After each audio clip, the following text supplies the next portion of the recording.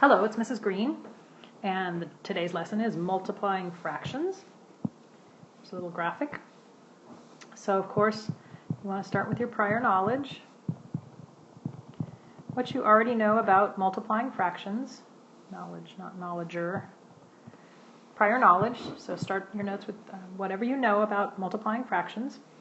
And then I'm going to do a little introduction.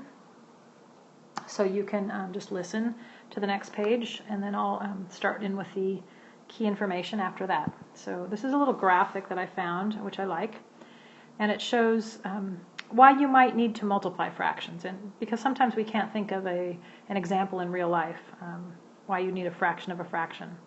So let's say you have a piece of paper that's broken up, or something, anything, some food or some pile of coins or something. And you need to break it up into thirds. So we have a graphic here where in red they've sectioned it off into 3 sections, kind of like folding our checkup sheet, and they've shaded 2 of the thirds.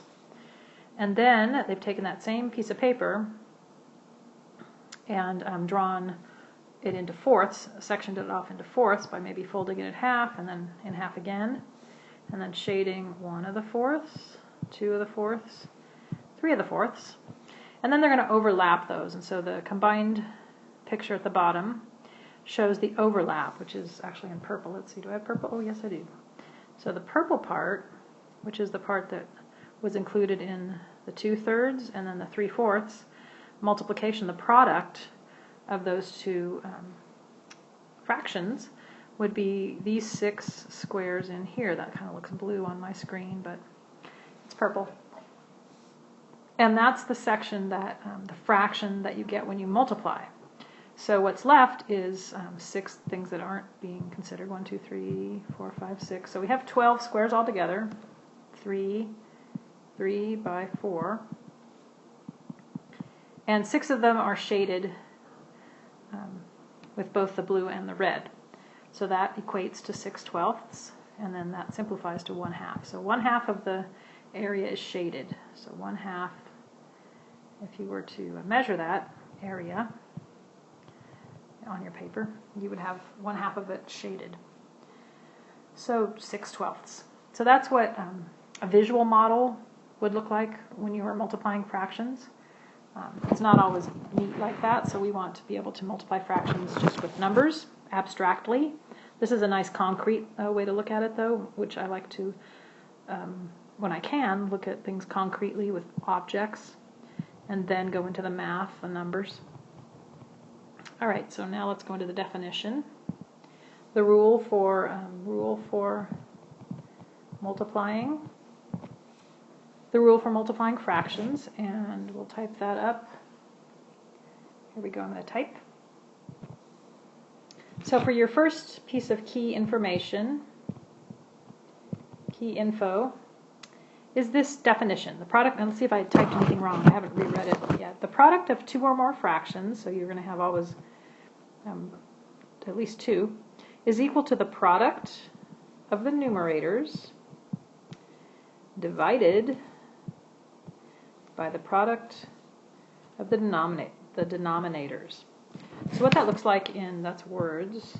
I want you to put the words, and like we always do, the numbers. So what that looks like in numbers, and this is part of your key information. We'll also do example problems next, but I'm going to put a number problem in for just to see how it looks, and then we're going to do we're going to give an example in algebra. So words, numbers, and algebra.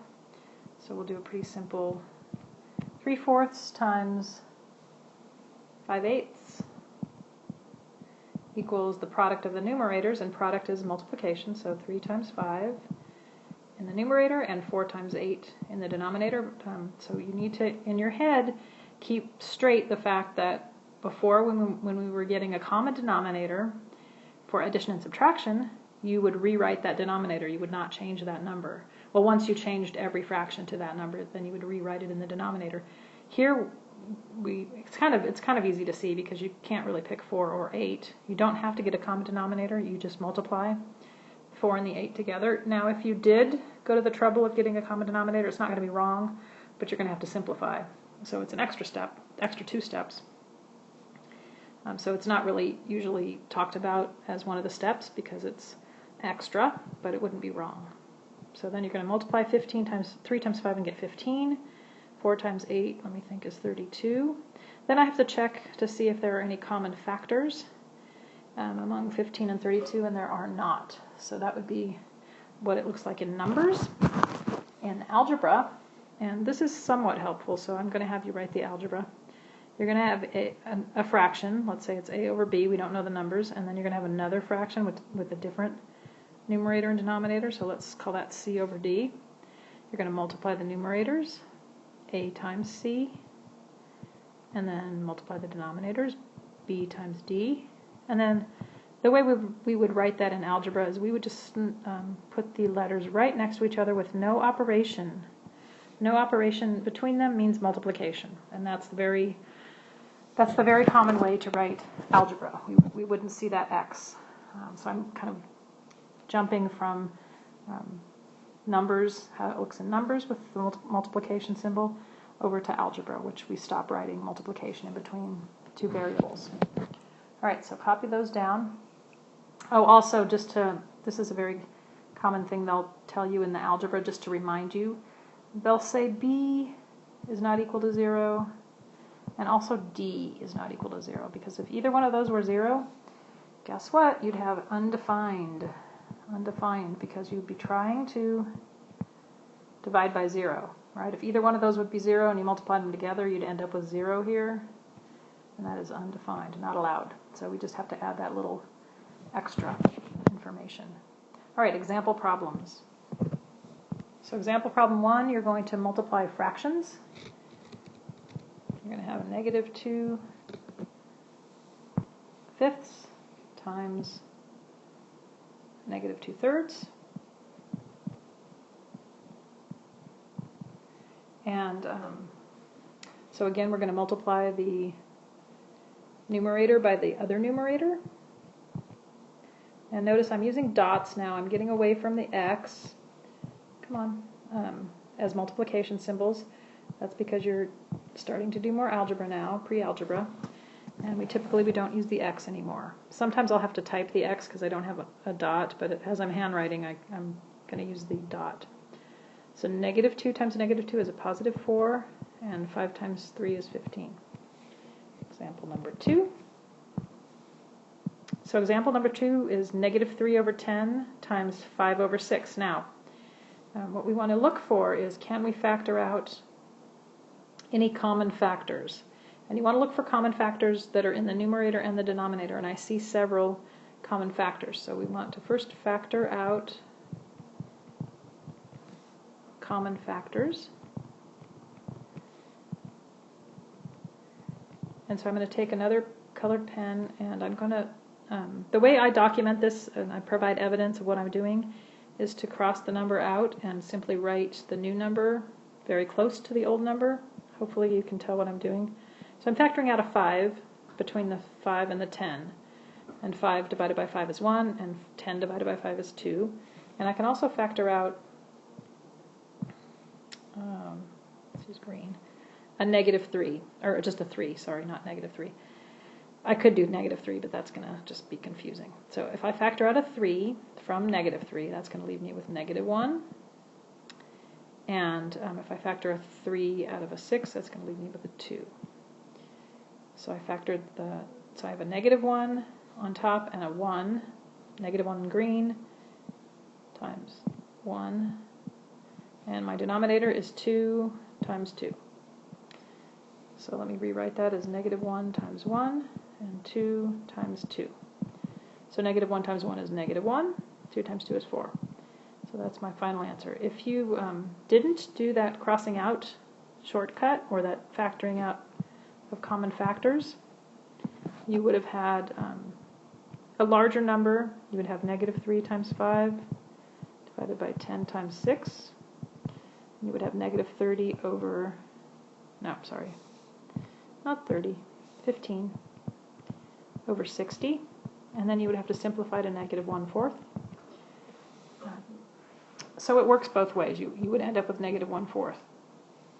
I think that it's a good practice to always factor out the common factors first.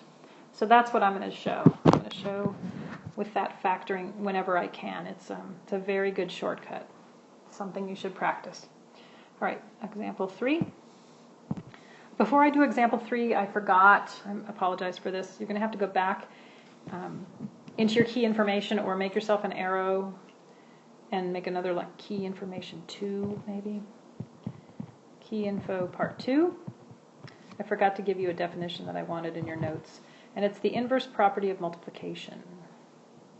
Sometimes it's also called the multiplicative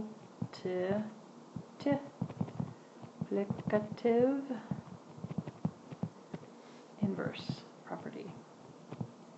So you just need to know that it has the word multiplication or multiplicative and the word inverse. And it's a property. You should be able to translate those in your head and know that they mean the same thing. And the property is this: the product of a number and its inverse is 1. And so what that looks like is 4 divided by 3 times 3 divided by 4 is 1. And we can prove that by saying that 4 times 3 over 3 times 4 equals 12 over 12, which we know is 1. You can also see that, cross them off, we get 1 and 1 and 1 and 1. So any way you slice and dice it, it ends up being 1. And inverse is the flip-flop of the number. So 2 over 1, the inverse of 2 over 1 is 1 over 2. You're flipping it upside down. The multiplicative inverse. The algebra would look like this. A over B, that's an A.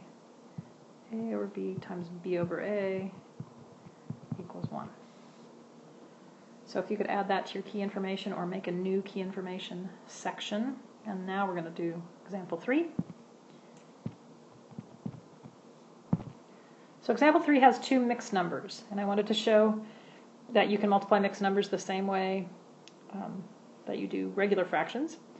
But you don't want to multiply the 5 and the 3. You don't want to use whole numbers. I know when we were adding and subtracting, there were times when I didn't change the whole mixed number to an improper fraction because it was just as easy to add or subtract the whole number. In the case of multiplication, you have to change it to an improper fraction.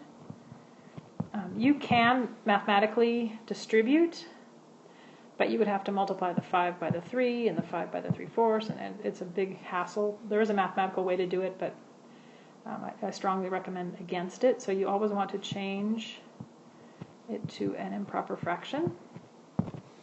So change the mixed number to an improper fraction first. So here we have 11 halves times 15 fourths. And I'm looking for common factors. I don't have any, so 11 times 15. So there's my sloppy side work, 165 over 8. And as we talked about, there's an option that you can change that to a mixed number. So that would be 20 and 5/8, I think. Yeah, 8 goes into 160 20 times and leaves 5 left over. So that's either one of these would be correct. Okay, practice. Okay, 4 different practice problems. We've got -9/4 times 5/6, 3 halves times 2/3, -3/4 times -2/9, and then a mixed number and an integer actually, -4 times 2 and 9/16. So try that one as well. Bye.